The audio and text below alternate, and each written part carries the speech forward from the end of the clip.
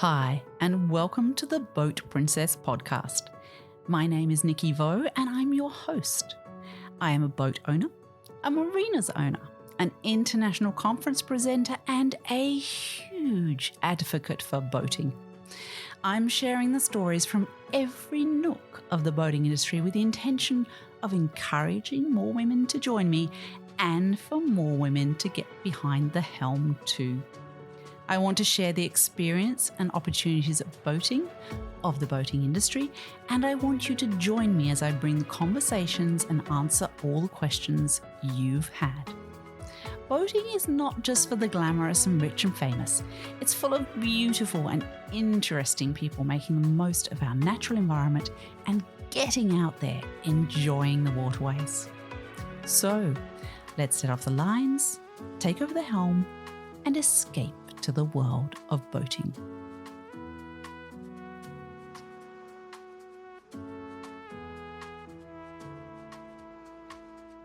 Exciting stuff is happening at the Boat Princess podcast, everyone.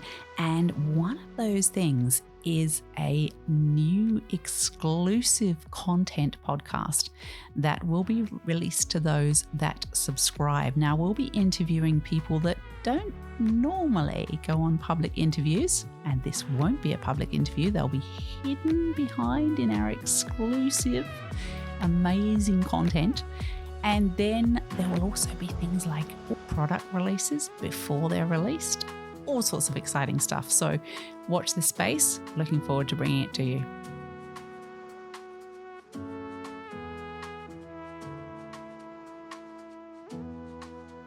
Hi everyone, and welcome to another episode of the Boat Princess podcast. This is going to be a screamer because Mike Jarvin, also known as Star Wars, actually he's the famous Mike Jarvin Star Wars, is in front of me in the Riviera Sydney office at the Super Yacht Marina in Sydney. So here we go. This is going to be quite a ride. Welcome, Mike. Thanks, Nicky. Great to be here. It's taken you long enough to find me. Mike and I are good mates, so this is going to be a good one. So let's. I think this is a really good thing to start with. When I was doing research on you online, I found a fabulous photo of you.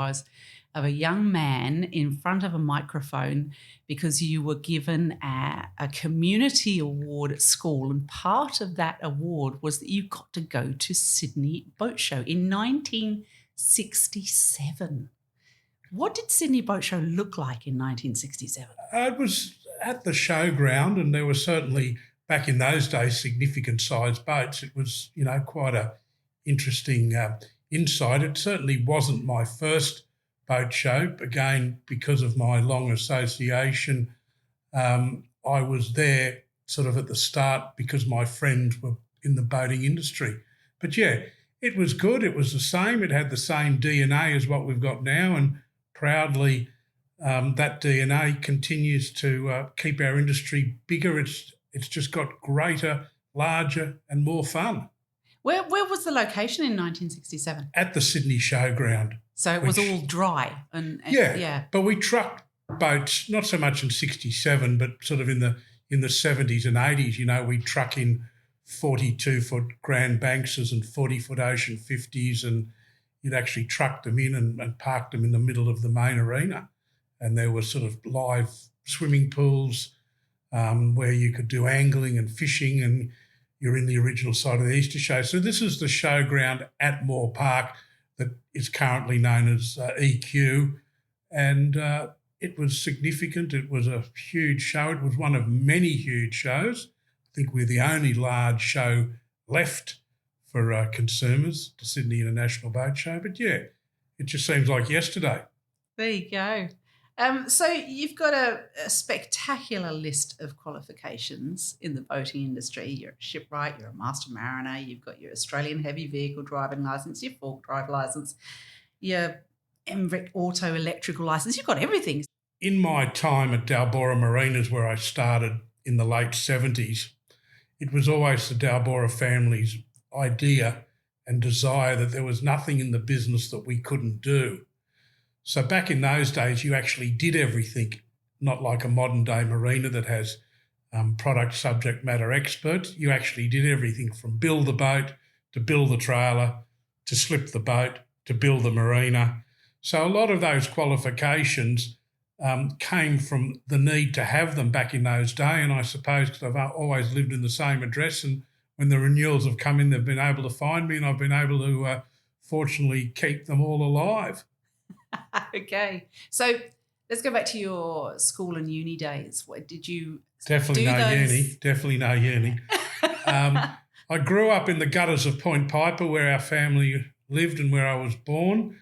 It was a pretty tough upbringing. There weren't many telegraph poles to pull yourself out of the gutter. There was no local store to learn how to shoplift, and everybody left their keys in the car so you could take any car you wanted. Point Piper wasn't as Point Piper was today, but it was still a pretty good place.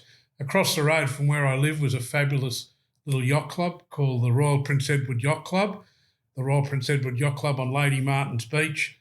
And back in those days when you're 6 or 7 years old, mum let you leave, go across the road. You didn't have to worry about all the things parents worry about today, and off I sort of went. My parents weren't boaters as such. However, I quickly went down there. I was a good swimmer from school, and the people at the yacht club worked out I was a pretty good hand on a boat and worked out I could drive the tender, and that's sort of where it sort of happened in my early teens. There you go. And where did you progress from there? You've enjoyed at the yacht club, there was a gentleman by the name of Charlie Messenger who had a fabulous business in the 60s and 70s called Charlie Messenger Marine at 55 Port Hacking Road, Sylvania. We were the competitor, we were the Johnson competitor to Hunt's Marine. Okay. That's why Peter Hunt was such a great friend of mine. And as I always tell John, his son, I actually knew your dad longer than you did. And Charlie Messenger Marine sold Johnson, Savage, Quintrex, and Hunt's Marine sold Cruise Craft, Evinrude, and associated sort of tinnies from time to time. So Charlie Messenger would take me as a young school holiday guy out to the boatyard, and it was the traditional old petrol station type boatyard, and we were doing things, and the 75 Stinger outboard was there, and we were unboxing them and putting on for the boat show, and the first 200 horsepowers were coming, and all of those type of things. So it certainly is in my blood from a very early day. However, my mother was adamant that I couldn't leave school unless I got an apprenticeship. So although I spent a long period of time at Charlie Messenger's Marine, long because I was in my teens, I then had to sort of work on getting an apprenticeship, and that's sort of where I sort of left Charlie Messenger Marine as much as they were great friends, and then got an apprenticeship as a shipwright. And where was that? That was working on sailing yachts at Wallara Sailing Club under a fabulous team of guys, and we were building what I thought were super yachts, but they were quarter tonners, 30-footers. We were building them in the Endeavour yachts boat shed at Warragamba Dam. My apprentice master would drive me to Warragamba Dam and back every day, and we produced a single quarter tonner, and we raced that, rigged that, and that was sort of where my apprenticeship sort of came, went and finished. I qualified, became very skilled. There wasn't a lot of fiberglass involvement. It was quite funny. I wanted to get involved in fiberglass, and they sort of sent us off to the Smash Repair in the same TAFE where it is today, and said they're the guys that understand plastics and putties and all of that. And I still go to that TAFE mentoring. I'll be there next week with our boating industry staff talking to our shipwrights of the future, and it's the same building, obviously been modernised and that. So that became the shipwright career, and then a great friend of mine, again a neighbour, a guy by the name of Nick Scarley, had just bought himself a 26-foot Savage from a great guy called Ron Dalbora at Rushcutters Bay, and Nick said, "Oh, you should meet my friend Ron." And Ron said, "Yeah, I'd love to." And I went down and met Ron Dalbora at Rushcutters Bay. We're talking the very late 70s, early 80s. And I got a job at Dalbora Marina's Rushcutters Bay, which was a single marina there, a timber wharf, and that's where that started. So Ron was Jeff's dad? That's Jeff's father, yeah. Yes, okay. And what was your role at that marina? Were you everything? Everything. I mean, it was a timber wharf. We sold fuel. I mean, it's like all those stories. Back in those days, it was whoever could be the biggest scoundrel got ahead the furthest. So that's obviously why I got ahead the quickest. I suppose, why have I got all those heavy-duty tickets? Well, the usual story, we're building the marina and the marina contractor went broke and the pile rig was there and someone had to drive the piles and somehow I got the ticket and we drove timber piles back in those days, long before floating marinas were there. And we put decks on Savage boats and my electrical qualifications came because we started fitting hot water tanks and shore power to boats, which was, 81. And you had to be licensed to do that. So you went off to TAFE and did a course and got a license and I've kept it alive. I'm not a subject matter expert any longer, but, you're a doctor for life and you're a shipwright for life. And but it's certainly been a great, great skill to keep everything that I've got and been able to sort of rub shoulders with people even in today's world that are genuine experts but remember the basics. Yeah, absolutely. And you're, I guess, Point Piper, you're mixing with some real business, Nick Scarley, perfect example.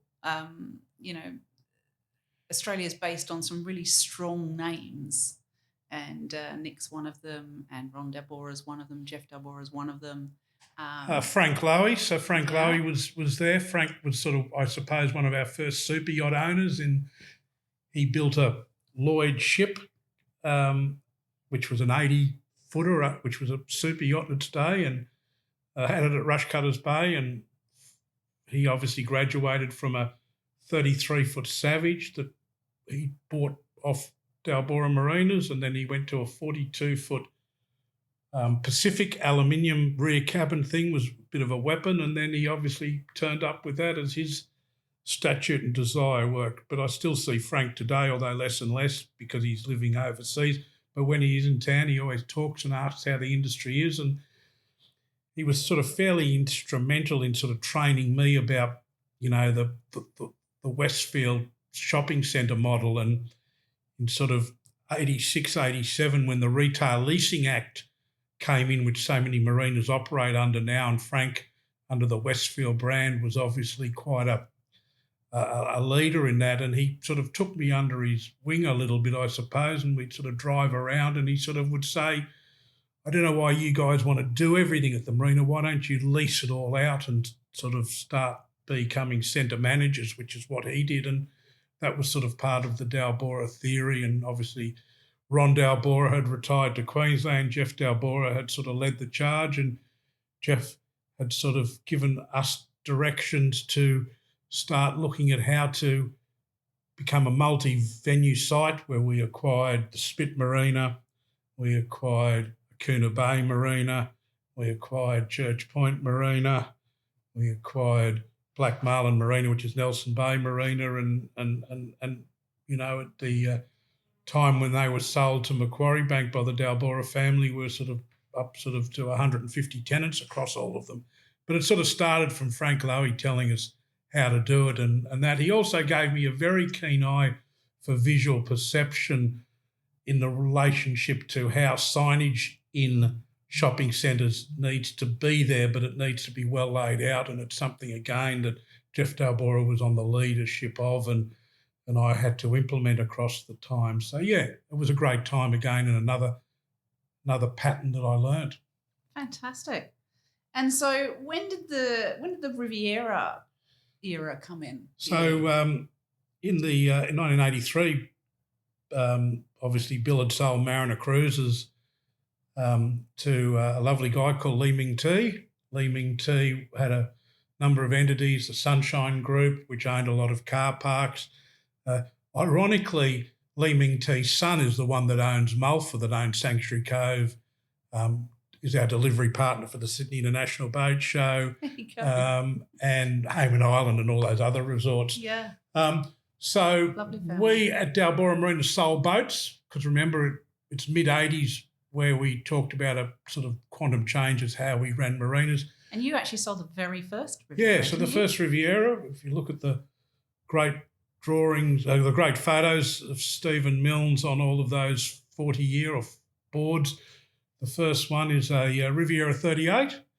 The business was owned by Bill Barracotta. We were the agent, and we sold it to a lovely guy called Chuck Mavetti from Valentine's Fitness Club. So those of you that are my era will remember he was one of the first that came out from overseas and opened a gym in Edgecliff Centre. And he was not a great boater, but he was a passionate person about having this brand new Riviera style boat, and we sold it to him, and he loved it and enjoyed it. I don't think the Valentine's Fitness Club lasted much more than a few years, and I'm not sure where and what happened to Chuck. But, yeah, that was the owner of the first Riviera. And quite incidentally, here at Riviera Sydney, the 6000th Riviera is part of this dealership. And, again, the owner of that boat has just had his 10th. This is his 10th Riviera. So I've really got Riviera blood in my veins, or Riviera veins in my blood, or whatever it is. And, still always enjoy staying in touch with, obviously, Bill Barracotta, Wesley Moxie, and all of the legends from those era, which I still always catch up with. But Bill's now Maritimo, isn't he? Correct. Yeah. So is there a story there we can tell?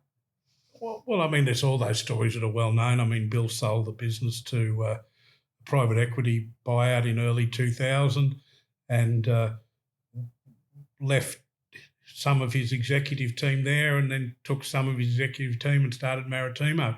I've been fairly lucky that I can sort of walk on both sides of the road, and have done great stuff with the Riviera team, and great stuff with Bill, and both the Riviera team, even under Rodney Longhurst and Wesley, and the Maritimo team. I can send them a text and they'll give me an answer if I need an answer. That must be nice to be involved with both. That's kind of cool because they're both amazing brands. So. Amazing brands. Yeah. So, all right. So you've sold the first Riviera. Correct, at Rushcutters Bay. Now, where is your career heading? Well, basically 30 years at Dalbora Marinas. We became in those days a leader with multi-venue sites. Jeff Dalbora was exceptionally leadership in his vision to take the industry to the next level. We travelled overseas a lot in the 80s.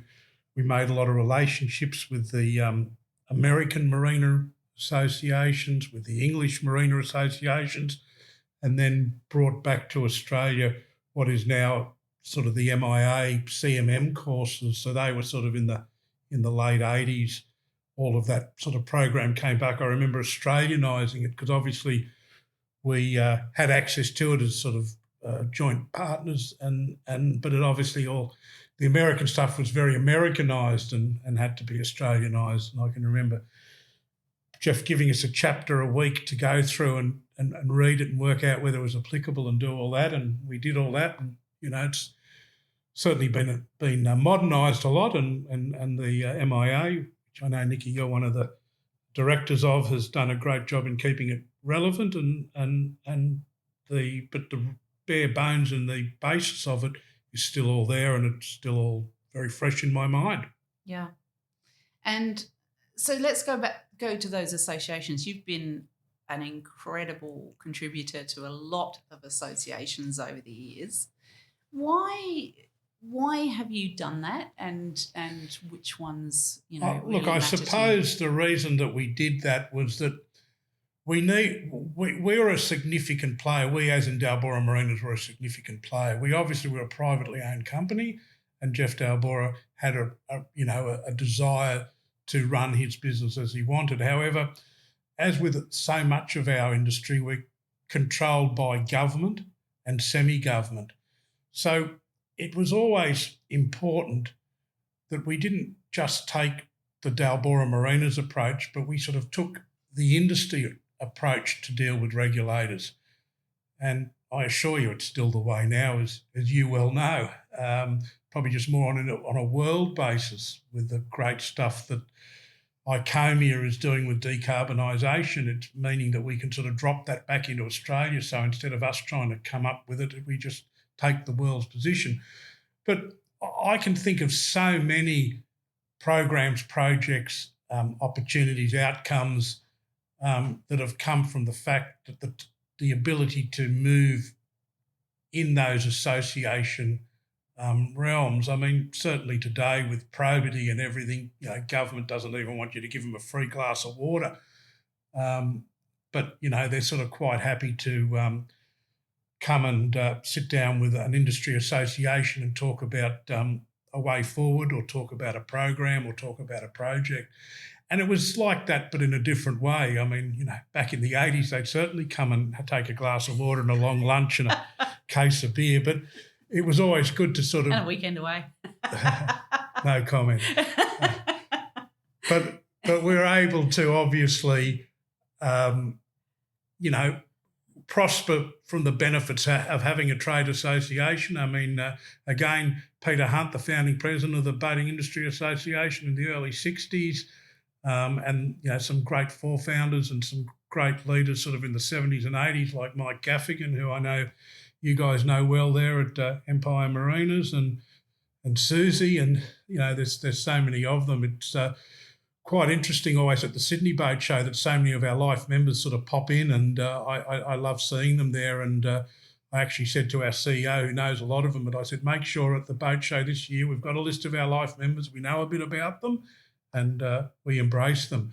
But yeah, back to the question, I just think, I suppose through my upbringing at yacht clubs, I saw the benefit of club comradeship, mateship, role modelling, mentoring, and I'm still very active in a lot of yacht clubs. I'm still very active in sailing.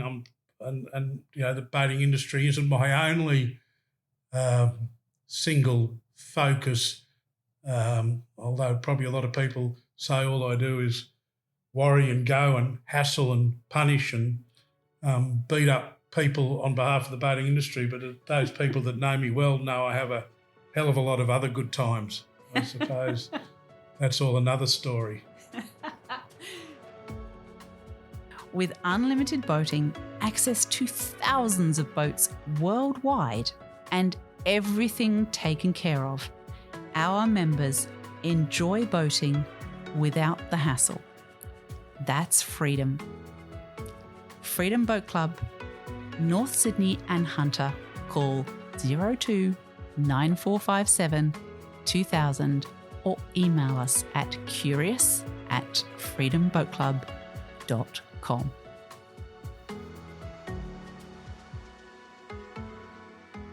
So let's talk about your sailing. You love your sailing, don't you? Love my sailing. Obviously, I couldn't develop it to a higher skill because being in the boating industry in the early 80s, where I should have been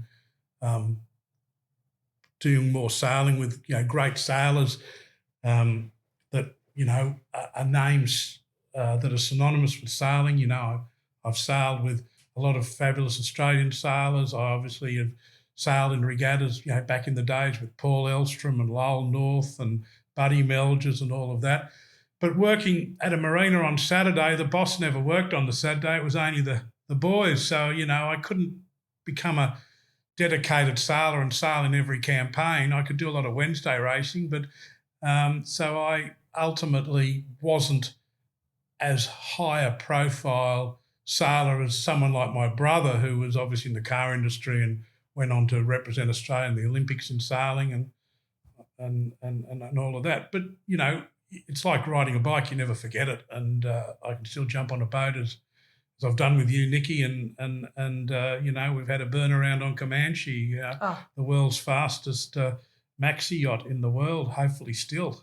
that was one of the most mind-blowing things I've ever done, to be on Comanche with you and Ian Murray at the helm. I mean, that was, it still brings goosebumps to me because that's, I don't know, that's an incredible special moment in one's life to be at the helm of a 100-footer with one of the most incredible sailors at your side, to just make sure you're not going to throw it into another boat is just incredible. Amazing experience. We took a whole bunch of women from the industry out, didn't we? And you arranged that whole thing with us. Yeah, we've done that a couple of times, and we might be able to get one in this year. We've still got the boat here under a different ownership regime, but certainly there is somewhere in the contract that says Star Wars still gets his Wednesday sailing once. So good. But Ian Murray obviously is a great mate of mine, and, we go back to the sort of pre-teens or early teen days where I was sort of competitively sailing. So, Ian's a sort of year younger than me, but we've been great mates from sailing. And in fact, when I was a shipwright, we actually worked on his first 18-footer, which was a timber 18-footer, and we actually modified it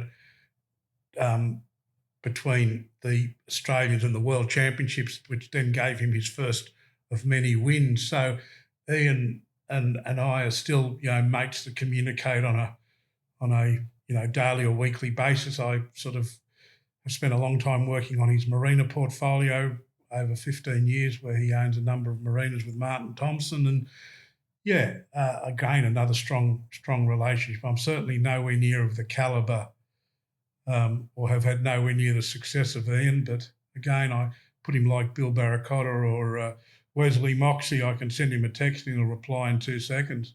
Yeah, it's lovely, isn't it? Yeah, he's very humble, Ian, for such a high achiever, I think. Anyway, is that just me? No, he's very approachable, and obviously that's his style. And, I suppose that's why he gets the best out of people. And obviously he is still a very talented sailor in his own right. And he's obviously an amazing events manager, running both the America's Cup portfolio and the Sail GP portfolio. And, he's still designing boats. There's a brand new 9 a.m. boat out there, which Ian's developed, which is a 9-metre boat to be a world class, which I haven't yet had a sail on, but I think I'm probably going to get one when it's a little bit warmer. And it's a 3-man boat, a lot more high performance than like an Etchell. But it's an amazing boat. I've obviously followed it out on the harbour, but haven't been aboard it, and that'll be the new class and his new vision to develop that. He did, the Sydney Yachts, which are still a very strong fleet. Anywhere you go around Australia, there's still Sydney Yachts and Sydney Yacht Regattas and all of that. I mean, his CV is amazing. Mm.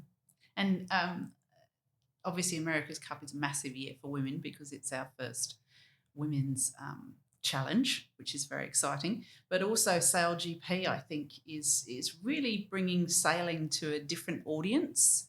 And I think the America's Cup women's is very good, and obviously Olivia Price has put together a fabulous campaign with obviously John Bertrand as the patron and John Winning as the alternate patron, and they're obviously been working hard. It's going to be a good battle. It's quite hard as the Australian team of women are the only entrants that don't actually have a full-blown America's Cup team. So the New Zealand women's have got the New Zealand team, the American women's have got the America's team. And it's been always unbelievably hard to raise significant funds for the America's Cup or the Sail GP. I mean, it still amazes me that Tom Slingsby, another great mate of mine, has won the last 3 on the run and is still out there doing it. But the Australian boat doesn't have a single sponsor except, I think, for some low, as in dollar value, very good quality Sky vodka. And who would have thought that, when you win everything and you're not going to crash and burn that much, or if the crash and burns happens, it's pretty organised. That you know you can't get your brand on it. You know, obviously there's people out there trying to find a sponsorship for Ken Warby's son to break the speed record. And I knew Ken Warby. Ken's still alive, but I remember back in those days of Ken Warby. But everyone says, but what happens if he crashes? I don't want my brand on it. America's Cup, Sail GP, not an issue. Whole nother topic. But again, anyone that listens to Nicky's podcast around the world, and if you've got a world brand and you want to launch a world brand in this region, have a look at some sponsorship in that class, because it is still the sport of kings. Absolutely. And what you interesting, you say they don't want to crash, but when it does crash, the amount of coverage it gets on social media and TV and YouTube and so on, that sponsor would be all over everybody's phone. Yeah, I mean, the crashing isn't you know, as we would think. I mean, certainly it can, like any sport, there is a life-threatening component, but as we've all watched it and all of that, it's very, very risk mitigated, very, very risk adverse, and very, very well sort of structured, and it's just a great sport. I mean, I would have thought there's greater risk in rugby or in playing rugby. I mean, look at Darren Vaux, your husband. Yeah. He's a rugby tragic with a few injuries. Yes. So yeah, and even the close calls with, you remember that, was it in Barcelona where they did that, and she almost capsized, didn't she, the Australian boat? Almost. And it was just fantastic footage that they held it so well. That was brilliant. I think that was when it was being towed, wasn't it? Yes. I mean, they're such light and lively. But, you know, I mean, Tom Slingsby, a great America's Cup winner, a great gold medalist for Australia, a just all-round great sailor and a great guy from Lake Macquarie, and he, you know, assembles a fabulous team around him, and you know the likes of the three rotating women that are on the boat, who are all great sailors in their own right, and then obviously, you know, the Sam Newtons and the Ed Powies, who are all sort of great sort of youth sailors and all that. So, yeah, it's a great sport, great thing. But those guys are, you know, all – I mean, a lot of those guys have actually worked for me as dockmasters back in the day when they were on the youth sailing program. So, you know, quite often we'd need a sort of fill-in dockmaster for 4 hours, and you knew these guys were honest, reliable, and they weren't going to put their fingers in the wrong spot, and they knew how to throw a rope. And quite a lot of our sailing guys, I'm talking in their school days, were actually dockmasters around the place sort of under my guise. Fantastic. And so that you mentioned the youth sailing program there. Tell us about that. The youth sailing for the America's Cup. So I'm not as across that as much, but it's certainly a feeder program, and it's in it's sort of the same part of the regatta which the women are on, but I'm sort of fairly passionate in sort of youth sailing, and not at that high performance level, but I've actually just at the Royal Prince Edward Yacht Club, which obviously is my home club, sort of started a youth sailing program with Scots College on some keel boats. So I've been able to convince the Scots College sailing masters that there is a component of students that have graduated through the Opti class, graduated through the Puff and Pacer, probably aren't as comfortable in a howling nor'easter on the 29 or on the wire, and maybe they want to learn a keelboat skill, and I've had the course accepted and it starts in 3 weeks' time, and hopefully that will sort of engage a little bit more activity in some keelboat sailing. Not saying that any of the other yacht clubs with their high performance and their sort of mid-performance programs, but this is sort of more a very simple offering and something I'm sort of passionate to try and grow, and we'll keep you updated on that. And you've done a lot of work with youth and you know, encouraging them into sailing and into the boating industry as well, haven't you? Tell us about some of those programs you've been working on and putting together. Well, I mean, obviously the boating industry needs to mentor at TAFE, and that's one of the most significant programs. So I, as a boating industry counsellor, and our staff and other counsellors continue to attend the TAFEs and other associated things in New South Wales, but on a national basis. The BIA does the same in Queensland and the BIA does the same in South Australia. And I meet normally the students in their sort of first year, and in the first year I sort of say to them, "Hi, great to have you. The industry's been really good. It's something that I've stuck with and I've done really well out of. If you need to know anything, you're now part of the Boating Industry Association. You'll remember us because we run the Sydney Boat Show," and sort of stay in touch with us. In the second year, I talk to them and I normally sort of say, "You're probably wondering what you're still doing here." And because I sort of think back to my apprenticeship days, I go, "Do I really need this apprenticeship?" But I stuck it out. I say the same things to them.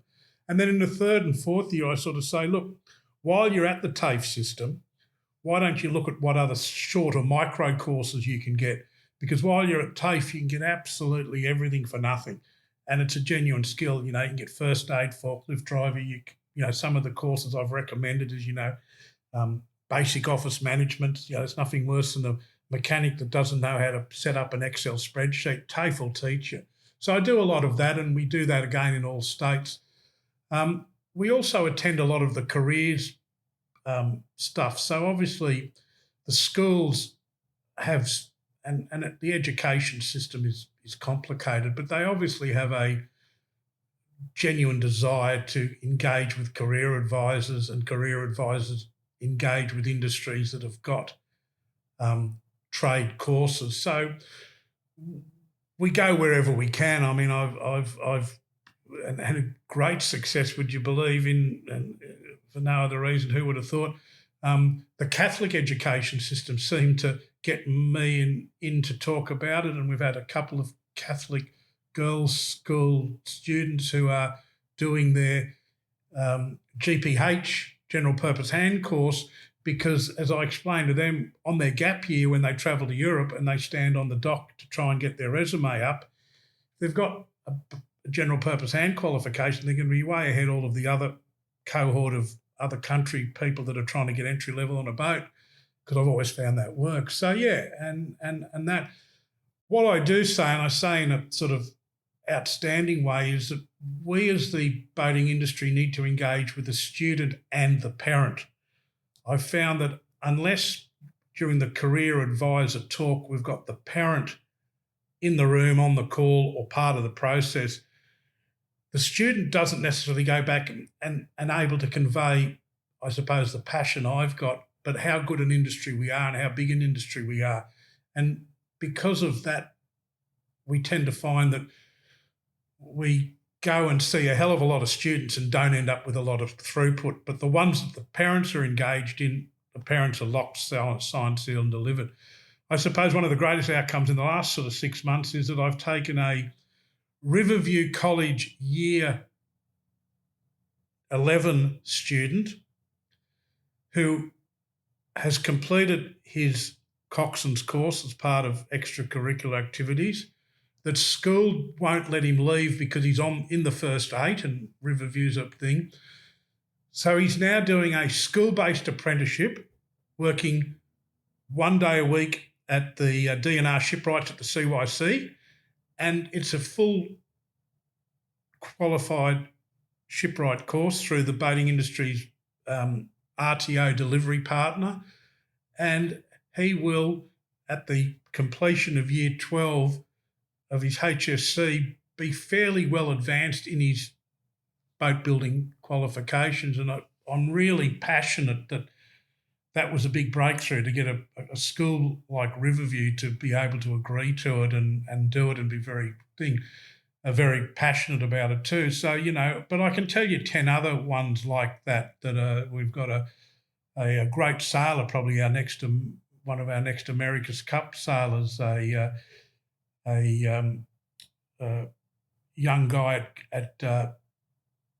in Gosford, Wyong, from a family of America's Cup sailors, the Beashels, and he's doing his year 10 and 11 as a boat builder at it'll come to me in a minute, one of the boat building yards up there, Van Munster Boats, and again, Brett Van Munster, very passionate about getting these guys. And this guy's, a 29er, 49er sailor, sails the 18-footer, steers Comanches.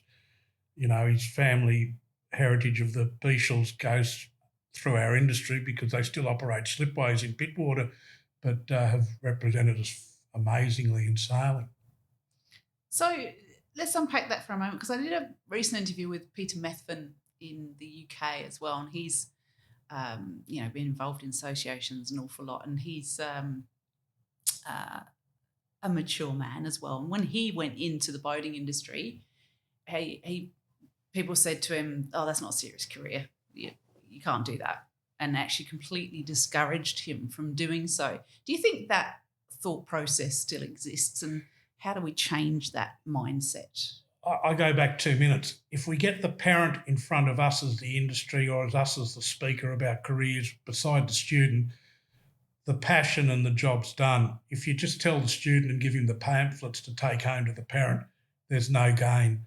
So we need schools to do like parent correct. Career evenings, those kinds of things? Correct. I mean, I'm quite passionate this year at the Sydney International Boat Show. I think we've got 600 students coming through, and I've got our BIA team working hard to make sure that the parents are invited as well. And even if we get only a small cohort of parents, I can guarantee you that if the parents see the length, breadth and width of that Sydney International Boat Show and hear the passion from the presenters, which I'm not one of them, but the rest of them are pretty good, whether it's a boating service officer, whether it's someone from AMPS, or whether it's, we've got students, we've got young guys from marine mechanics and apprentices of the year from our Riviera office talk. So the kids see you can't call them kids, the students see themselves in that. But I think if you see the parents, and I mean, everyone who listens to this podcast has been to the Sydney International Boat Show or a boat show somewhere in the world, and, you can't help but realise we are certainly an industry. Yeah. And I think that's something we really need to push, isn't it? And so, and I think there we're saying Sydney International Boat Show is so much more than just a show of boats selling boats, isn't it? It's so much more than that. Yes, it really has continued, and again will continue to do that. I mean, last year we were very fortunate in being able to get back the sailing sort of boats. There were everything from a flying ant to a cherub to an 18-footer. We also had a special stage, and Nicky Douglas, who's sort of well known to sailors but also well known to our industry and well known to the Sail GP, and has a fabulous blog called... She's Sailor HQ. Sailor HQ. Sailor Girl HQ. Sailor Girl Nick. HQ. Sorry, Nick. and Nicky convenes all that and delivers that. So that adds a huge amount of feel and touch that you can connect with. That was fantastic last year. That was really good. And it'll be bigger this year. And, you can get on the boats. You can do whatever you want. I know that obviously Empire Marinas over the period of time has been a great exhibitor in many parts of the show, whether it's on the marina with some of the brands that you sail to some of your marina products. So, I mean, you all understand it, and it's just second to none at that Darling Harbour. The problem we have, obviously, is that the government regulators, continue to tell me at meetings where they don't realise I'm that much involved, how it's the biggest show at Darling Harbour, but they also make it the most expensive for us to run as an industry. And I think there's a reckoning of time coming where Sydney needs to realise that it needs to contain and keep its Sydney International Boat Show, and it also needs to contribute with government grants and all of that. When I sort of see all of these sort of $200,000 or $300,000 grants going for vibrancy and nightlife, which I'm very supportive of because I've just got a couple of grants for a couple of precincts I'm involved in, and we at the boating industry sort of struggle to get a $2 discount on the price for the water in our meeting rooms with no disrespect to our great delivery friends at ICC or Places New South Wales, but it's something that I know the industry has spent some time creating an economic study. And again, anyone that listens to this podcast, reach out to the boating industry and come and have a talk to us about the economic benefits that the Sydney International Boat Show delivers to the centre of Sydney and at Darling Harbour. Because it really does. It's a massive event, and it brings so many people to Sydney that then stay in Sydney, eat in Sydney, all those things related to it. Nick Seafood will tell you it's his best weekend. Yes. The people from the Dockside Group will tell you it's their best weekend. The Marriott Hotel, it's their best weekend. This is the first year that the W's open, but they've already been hounding us to, make sure they're included in everything, and we've got sort of some relationship partners. The Wilson's parking station say it's the best, weekend of the show. So, and it is fabulous, and I never miss one, and I've been to all of them since it sort of started. And again, as we started this podcast, it's still people having fun, people trying to sell boats, people trying to sell things that go on boats, people trying to sell things that are associated with boats.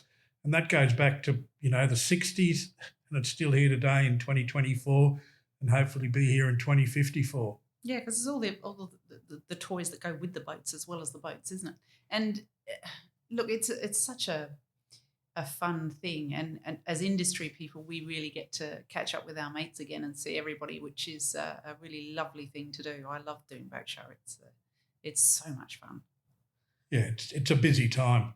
Yeah, I think we all as friends sort of who see each other regularly, like you and I do, Nicky, probably sort of bounce into ourselves 10 times during those 4 days. Hi, catch up soon, on to the next thing. But yeah, that's all the fun. But again, anyone that's sort of, and I'm not sure this podcast hopefully will be out before Sydney National Boat Show, but any of you that have got any ideas or sort of need to try and bring some people that might not normally go, reach out to me and, I might be able to find you a complimentary ticket. Obviously, we need to sell a lot of tickets because that's where our revenue comes from. But, if you've got a mayor of a town in somewhere that wants to build a marina and you want to get him through the show to have a look at the industry, let me know. I'll get him through the show and he'll build that marina somewhere. Good plan. But yeah, it's a great show and it's good fun, and the location is absolutely fabulous. But I think government needs to understand that it is an important industry. Why do you think government doesn't really understand us? I think so much comes from the fact that we're all they all believe that, it's an industry which is full of rich and famous people that buy the boats and everything's got plenty of money. But, I think 80% of boats that are registered in New South Wales are under 6 metres.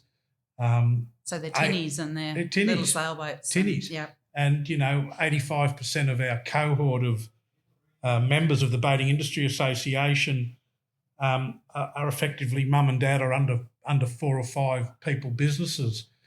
So, you would have thought in our current state government, I would think that the majority of the people that own boats and the majority of the people that work in the industry are probably more aligned with our current government.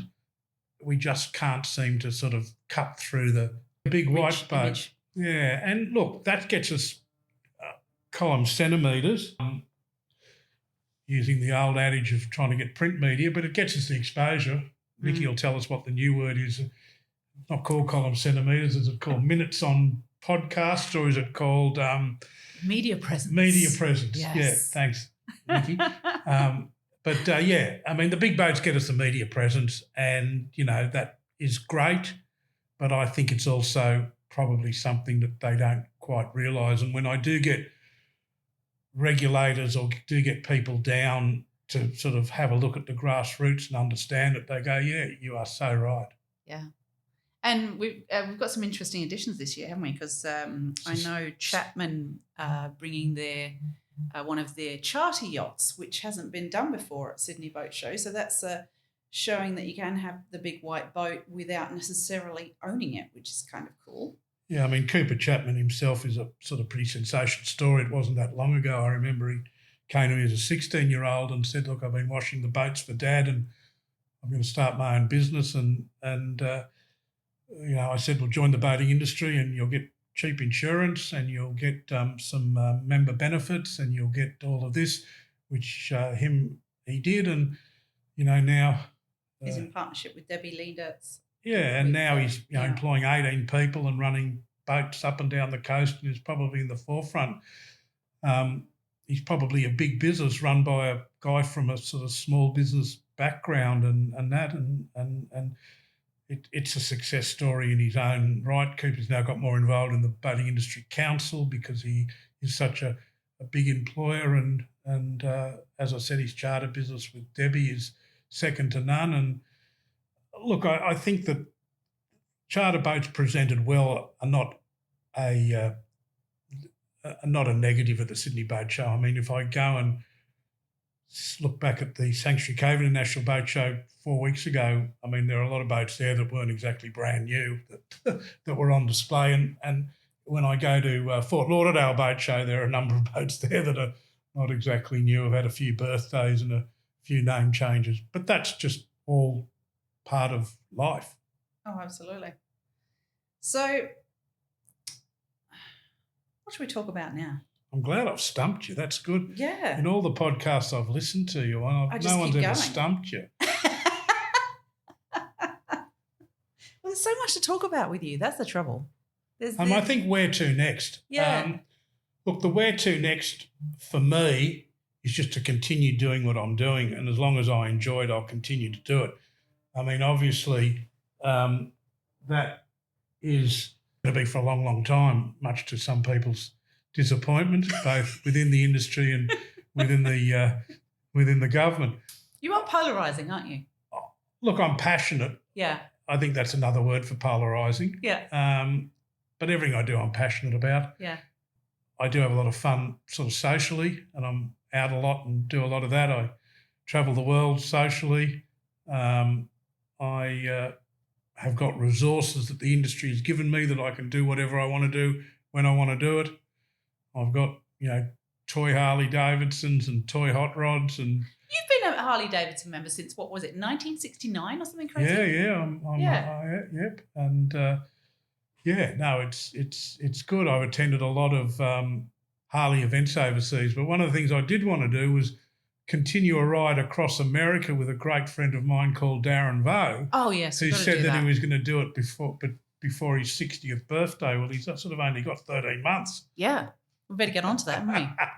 Can I follow in the Mustang? Can we do that? You can follow in the Mustang. In the open Definitely Mustang. Need to have you there for special effects. Because Darren and I rolling into town without you could cause some conniptions. But yeah, I'd love that, following in the Mustang. That would be very cool. So where to? I mean, I want to get more students and young people in the industry. I spend a lot of time mentoring. Probably 20% of my time is sort of someone ringing me saying, can you point me in the right direction? And I always do. Yes, you're very good at linking people together. Passionate about that. And, youth sailing, yacht club sailing, just being able to do what I want to do, going out to lots of restaurants, going to lots of parties and having a good time. I don't think anything will stop any quickly. I mean, for those of you that know me well, I haven't sort of drunk since I was 24 years old, so that's a long time. Yes, if you ever have Star Wars over, Diet Coke. Diet Coke. So, 40 years of no alcohol and is hopefully leaving me in good stead for a long life. My father just turned 97 last week and hopefully I can get to that stage too. If you'd like to know more about what you can do in the boating industry, go to marinejobs.org.au. This is also a fantastic site on which to advertise positions you have available in your marine business. That's marinejobs.org.au.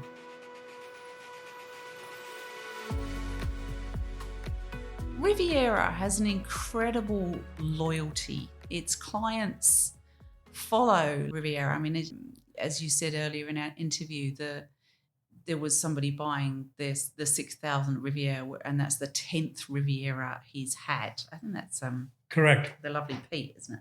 Yep. So how do you think they've done that? Look, I think it's a great Australian brand. It's a brand that you can actually go and see and touch at Coomera. The facilities at Coomera are amazing. It's owned by great Australians through all of its time. It's a boat that in its time has continued to be in the forefront in Australia in its early days and now is on par with any other brand anywhere else in the world and actually leads. In fact, I was talking to the new Sunseeker dealer coming to Australia and he sort of has said that, you know, it actually probably in some models surpasses them in finish, fit, detail and all of that. Like any brand, we've seen car brands that have, you know, continued to come and go. But, you know, Toyota's always there, Mercedes always there, BMW's always there. Riviera, again, under its sort of stalwartship from day one, has always been passionate about connecting to customers and enjoying time with the customers and puts on huge events, which obviously the factory and the dealers invest time and huge money in. And Nicky, you've been to some of them over the time, and whether it's some of the ones I remember were the trapeze artist on a crane coming out of darkness at the factory in Coomera, you know, doing pirouettes in the middle of nowhere. I mean, it's just fabulous what we do. And that just gives you the wow factor. You know, the car industry obviously does it reasonably well. You know, it always used to be the AMG car racing day or the Jaguar. We just have a great time on the boats and do that and obviously our passion. So, yeah, I think Riviera, I think Maritimo, without sort of trying to dilute anything, gives it a good go too. Obviously hasn't got the history, but we'll get there. And then, you know, there is sort of a long way back in Australia to boats of that size, but then we do make some amazing world-class trailer boats and obviously the Cruise Craft brand and the Stebber brand and the Haynes is just, you know, up there and great. It's one of the few manufacturing businesses left in Australia, and yet they don't seem to, I guess, give it priority. And in fact, it employs a staggering amount of people, not just in building the boats, but in maintaining the boats and fixing the boats and keeping the boats, all those sorts of things. There's a staggering amount of people involved and employed. I mean, the industry report card that we do, which, again, if you go on to bia.org.au and there'll be a link to what's called the industry report card or the industry statistics. I mean, it's just millions of dollars, billions of dollars and tens of thousands of people that are employed in our industry all day, every day. But, you know, we haven't got enough time in this podcast to work out how to fix that. Oh, we can try. We'll do that as a separate one. So what do you think the future of boating is? Look, I think that the future of boating is to continue to embrace the community expectations on decarbonisation. I think that certainly drop-in fuel product will be coming sooner rather than later. I think that the understanding the fact that the boats have a longevity of life and therefore the deficit or the carbon footprint to produce them and get them to this stage, which is the biggest part of their footprint, has now been expended. So therefore, the obvious thing is to continue to keep them going, because it is a great activity that is something that is aspirational. You know, after buying the family home and the family car, you're then getting the family boat. And it's something that has not changed and will never change whilst we have great waterways all around the world. But we need to embrace decarbonisation and those of you that sort of say, you know, how do I learn about it? I can only too highly recommend listening to Nicky's 4 podcasts, which are the Decarbonisation Strategy 1, the Decarbonisation Strategy 2, which is the ICOMIA document, and then obviously listening to some rhetoric from the NMA in America, and then even listening to Dave Fossil, yep. Yeah, Dave Fossil, yep, who's a great presenter, and then obviously even going to seeing what happened at the last Miami Boat Show where Nicky and the Boating Princess interviewed Mercury, Suzuki and Yamaha. I did. Thank you. And that was good too. So that was a good series we put together there too, wasn't it? Yeah, and I just think anyone that's in the industry that listens to this podcast, if you haven't listened to those, you cannot be serious about having a position on it. And we need to be serious about having a position on it, and it isn't sort of that bad. And I'm not sort of here to debate it, but, you know, they've spent $1 million, the world boating industry, producing this document through a very credible source of engine. But, you know, we need to at least have a position, because the boaters of the future will want to know our position on it. Well, this is the thing. The younger generation are very important in our effect on the environment and, preserving their future, their world, aren't they? So we need to address that to get them into this amazing pastime, or potentially into this industry as well.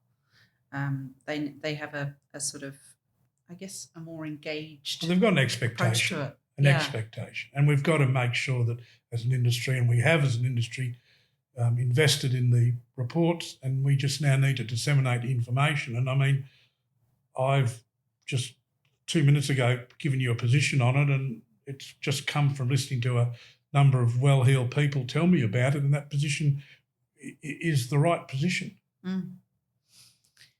So, Mr. Jarvin, what's going to be the next project for you, the next passion moment for you? What's your next thing? Look, I'm fairly well down the track with a marina in Eden that's been 20 years in the development stage of getting all the approvals, and we've actually got a sale contract, and I'm hoping that marina, which everyone's heard me talking about, will actually start next year being built. Eden, to me, is an amazing part of the water, and sort of is the finishing loop of the Sapphire Coast down south, with the likes of, Shell Harbour, Ulladulla, Bateman's Bay, and then to have something in Eden.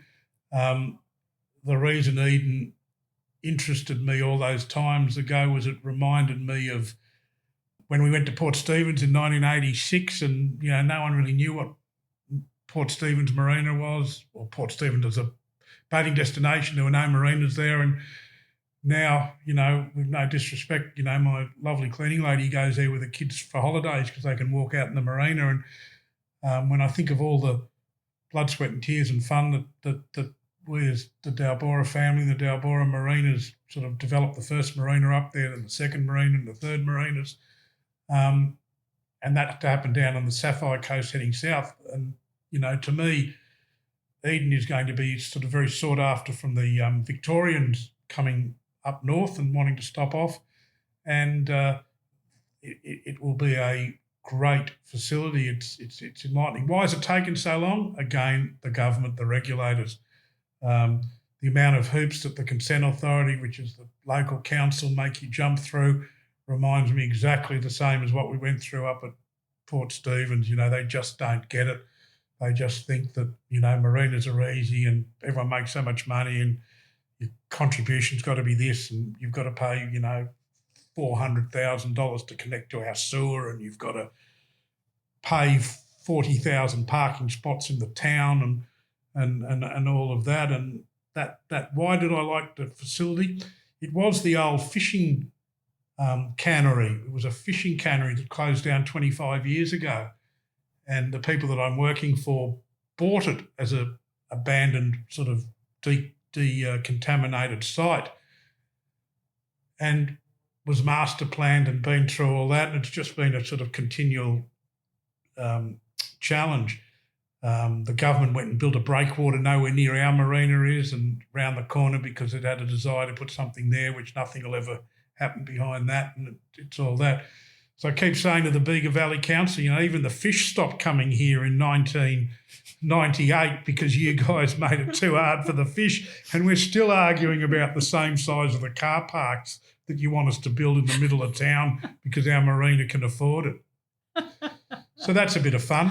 I'm doing another couple of marinas around. I mean, my phone's always on, and all you got to do is Google me and you find me, and, if you've got a problem and you've got a budget, I can find you a solution.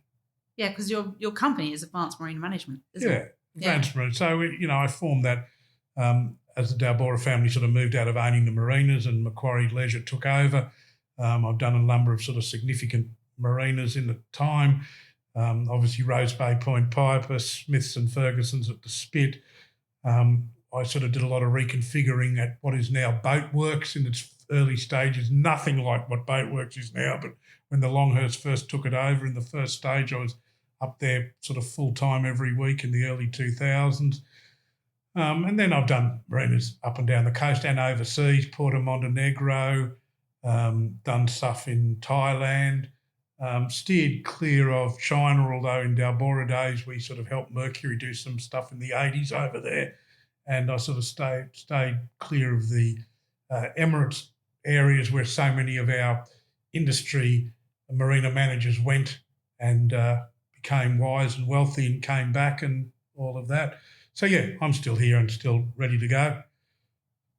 And that talking to that point about regulators and how hard they make it to develop marinas, Sydney Harbour is an incredible location, and we simply don't have enough super yacht berths in particular. We've got a real issue with, haven't we?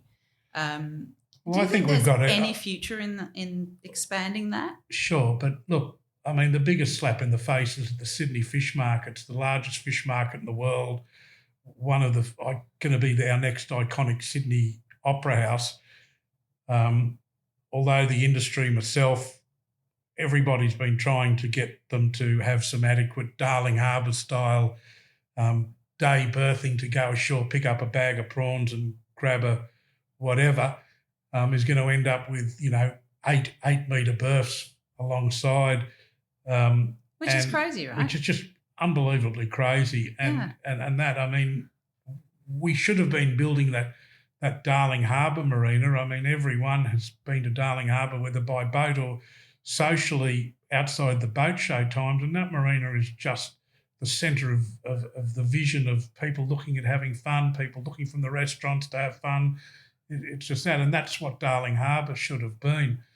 I'm currently working on a Darling Harbour style concept to do it Manly, and I believe that the government's last chance is to put in some day berthing on each side of the Manly Wharf. Oh, how amazing would that be? Amazing. Sandy beach to go ashore. You can walk to the surf beach.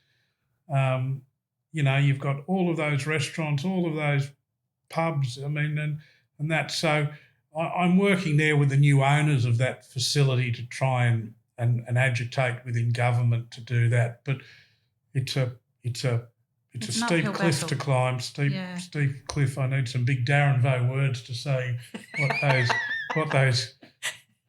How you get over that mountain? Yeah. I do think Sydney Harbour is not really. They don't make the most of what we have. I mean, it's an incredible location. I mean, the boating locations in Sydney, full stop. I mean, where we are up at Bobbin Head with our incredible waterways up there and amazing bays and all those sorts of things. We are really spoilt as boaters here in Sydney, aren't we? Yeah, but I mean, the planning instrument, Sydney Harbour Regional Environmental Plan, which is a 2005 document and has really not been properly reviewed, although governments say that they have, which has now become part of what's called a biodiversity SHREP, which sort of talks about so many other things. And I mean, there is just nowhere where there is access to Sydney Harbour going to be made. It's just going to be diminishing. I mean, we're going to find that there's going to have to be some affordable living around this Roselle Bay area, and that's going to further impact on access to the waterfront. As an industry, we had with government a huge land holding up at Homebush, Wentworth Point. That Wentworth Point is now all high-rises. We lost that facility. Well, there's just a bit of land in front of them, isn't it? They haven't developed what they said they were going to develop, have they? No. No. It's a problem. But, we just need to keep talking and as an industry association, we need to continue to invite regulators and bureaucrats to boat shows and listen to our vision and our speeches. I mean, I think that we're fairly lucky that they don't believe that our industry is killing the world, because we do have a sustainability principle, we do have a decarbonisation principle, we do have a safe marinas principle. Clean marinas principle. So, we've got all of that. But, yeah, it's just a crying shame that, I'm lucky. I can go out on my boat anywhere and I can tie up on 50 places on Sydney Harbour, either because I've built them or I know the people.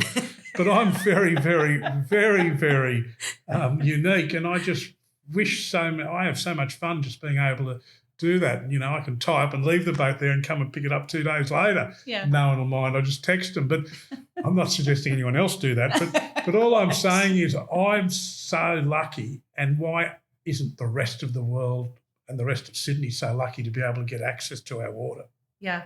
And there are so many ways that you can do it in a not so expensive way now with boat clubs and boat share. Yeah, the Freedom Boating Club, I think, it was launched, I suppose, at the tail end of COVID, and is obviously now starting to pick up momentum. And we launched at Sydney Boat Show last year. Last year, yeah. Yeah.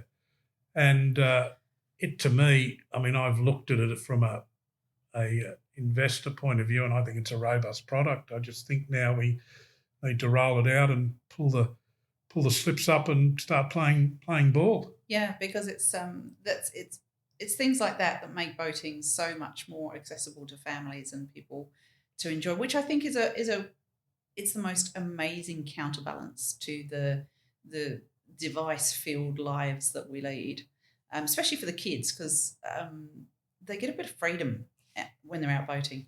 I know that's a bit of a pun on the Freedom Boat Club name, but they genuinely get freedom when they go boating because they're on a kayak and they're, nobody's telling them what to do when they're on that kayak or when they're out on the beach and mum and dad are on the mooring on the boat. It's a different way of being able to play, And, it's no urgency and rush to get back. You can stay on the boat. You can tie it with someone that's got a bigger boat and, it's amazing. Yeah. I always like to see who's got the best chicken sandwiches, decide where I'm tying up. Was that right? Oh, yeah. I must note to have that on my boat next time, that's chicken right. sandwiches. So, most scary moment of your boating time? Oh, look,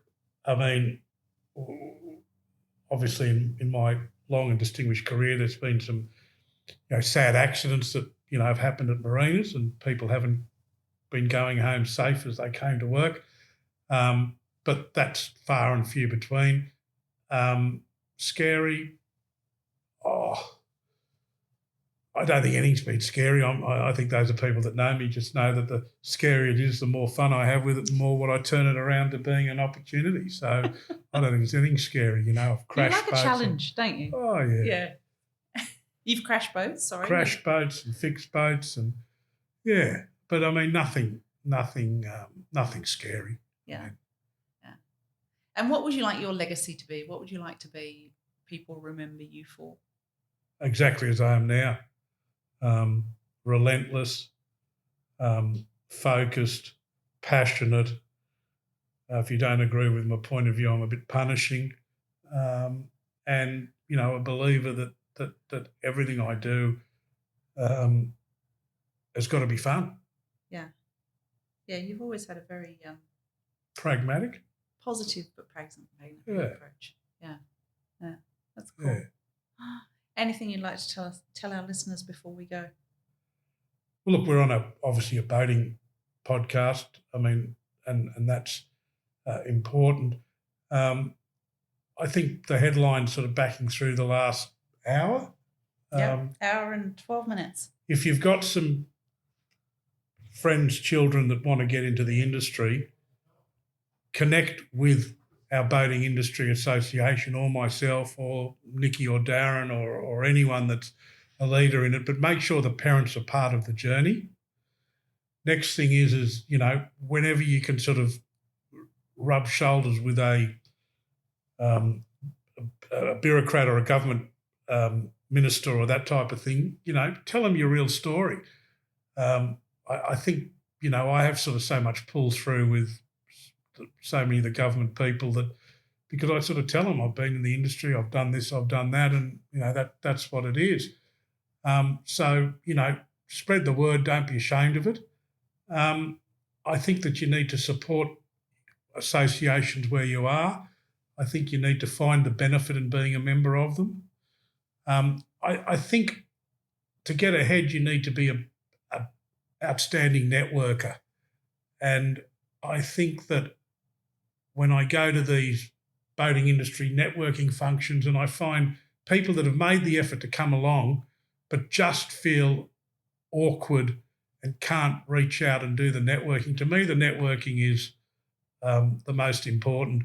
And, if you're not comfortable with it, push yourself. Doesn't mean you've got to be the first there and the last to leave. In fact, I'm always the last to arrive and the first to leave, but everyone thinks I've been there the whole event.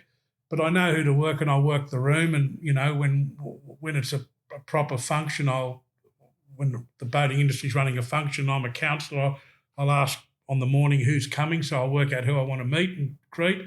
So really do the networking, because there is nothing like the networking. And, I'm sitting here in the Riviera office, and probably after me as the best networker, 1 inch behind me is Mike Joyce, the dealer principal of Riviera Sydney, which has got all the Riviera dealerships in Sydney, and he is the best networker and has got the best database, and the database is in his iPhone, in his mind, and on the company server.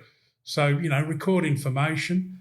So many of you get my birthday cheers. Why do I love sending people birthday wishes? Again, many, many years ago, a great guy who was in boating that rented some offices off me that sold life insurance, and he always used to send out I'm talking the early 80s, always used to send out a birthday card to all of his life insurance customers, and every time he'd send out the birthday cards, after 6 or 7 months, he'd come and buy a bigger boat off me. So I figured that asking that their works. Birthdays, it works. So, those of you that get that. What else? No, I think that, participate in the process. Don't be a knocker. In other words, not everything's broken. And although I've identified things that disappoint me, I'm still overly enthusiastic, passionate, and focused on fixing them. Mike Jarvin, thank you for your time. It's always lovely time spending. Nicky Vaux, always great to be with you, and I just hope you can keep these podcasts going, and I listen to them every week. In fact, if you're running late when you're doing one of your overseas trips, I actually text you and say you've missed one. Great outcome. See you at the boat show, guys. See you at the boat show. And on that note, we will be having, funnily enough that Star Wars spoke about this, a networking event for women in the boating industry, women that love boating and their supporters. All genders welcome at our event on Saturday morning from 8:30 till 10 a.m. at Sydney Boat Show. There will be details coming out about that soon on my socials, but you can also sign up for my newsletter at theboatprincess.com for details of that one. That will be a great event, and we'll give you some networking hints before we go into the networking time so that you can but what I love about those events is it's a very open, comfortable, everybody feels good to be there, and we try and make you as comfortable as possible so you don't go through that awkward moment of, ooh, how do I talk to that person next to me? I introduce people to each other and all those sorts of things to make it the best networking event it can possibly be. So sign up for my newsletter on theboatprincess.com for details of that. I hope to see you there. And we might even have to do a little course, mightn't we? A little course for teaching people how to network. That could be fun. Yeah, we might have to work on that. So Mike Jarvin, thank you very much for being here. That's been a great podcast. Really appreciate it. And we'll see you on the water soon. Did you know that you can follow me on Instagram, and I'll be doing boat reviews and also giving you some fantastic maintenance and lifestyle tips for your boating lifestyle. You can follow me on Instagram at The Boat Princess, or you can follow me on LinkedIn as Nicky Vaux, The Boat Princess. Vaux, by the way, is spelled V-A-U-X.